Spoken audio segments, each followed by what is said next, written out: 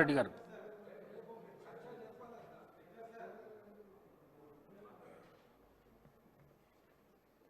గౌరవ అధ్యక్షులకు, ఇక్కడున్న సహచర సభ్యులందరికీ కూడా, నేను సభలోకి వచ్చిన తర్వాత శాసనసభ వ్యవహారాల శాఖ మంత్రి గారిది చైర్లో కూర్చుండి నిరసన తెలిపిన.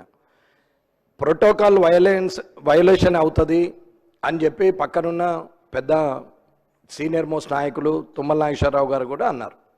నేను అప్పుడు కూడా చెప్పాను, అన్నా ఇది ఇక్కడ మీ చైర్లో కూర్చుంటే మీకు ఇబ్బంది అయినప్పుడు రేపు ప్రొద్దున అక్కడ కాన్స్టిట్యున్సీలో మాకు ఇబ్బంది అవుతున్నది మీరు అంటే, ఇవాళ తెలంగాణ తల్లిది ఉన్నది, ఇవాళ ఒక్కరోజు వదిలేసాయి, రేపు మాట్లాడదామని ఆయన మాట ఇచ్చిండు.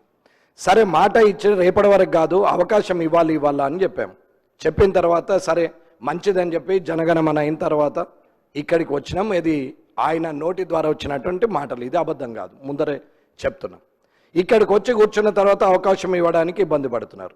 సరే ఇవాళ తెలంగాణ తల్లి విషయం మాట్లాడుతున్నారు కాబట్టి దాని మీద నేను రాజకీయం చేయడం కానీ, అవాకులు చవకులు పేలడం కానీ, అనవసరమైన పనులు మాట్లాడడం కానీ నాకు అవసరం లేదు. ఎందుకంటే ప్రజల మంచి చెడ్ల గురించి ఆలోచించే వ్యక్తిగా, ఒక మంచి లెజిస్లేటివ్ అసెంబ్లీ మెంబర్గా ఫ్యూచర్లో జనానికి కూడా ఒక మార్గదర్శకంగా ఉండాలని వచ్చినమే తప్ప కొత్తగా కాదు, తెలియక కాదు, మాకేమీ అనుభవం లేక కాదు. 25 ఏళ్ళు రాజకీయ అనుభవం ఉంది. ఓడిపోవచ్చు, గెలవకపోవచ్చు, రాకపోవచ్చు, కానీ అనుభవం లేని వ్యక్తిని అయితే కాదు. కానీ ఇక్కడికి వచ్చినాక శాసనసభ వ్యవహారాల శాఖ మంత్రి గారు సమయం ఇవ్వలేదు, మీకు చెప్పలేదు, మీరు నాకు అవకాశం ఇవ్వట్లేదు. సరే నేను అడిగేది సూటిగా అధ్యక్ష, రేపు అన్నా నేను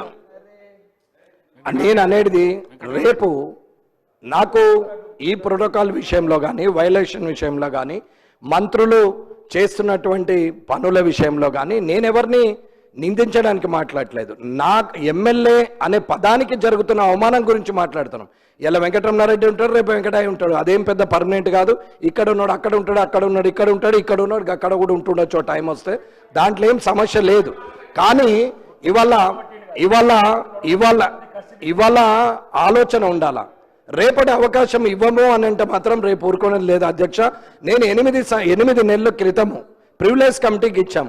కలెక్టర్ గారు చేసినటువంటి ఒక పని మీద, అక్కడున్న ఇన్ఛార్జ్ మినిస్టర్ గారు చేసిన పని మీద ఇప్పటి వరకు దాని మీద యాక్షన్ లేదు. సుమారు 60 క్వశ్చన్లు పంపినాం, ఇప్పటి వరకు దాని పత్తలేదు, అతలేదు, సంవత్సరం అయింది.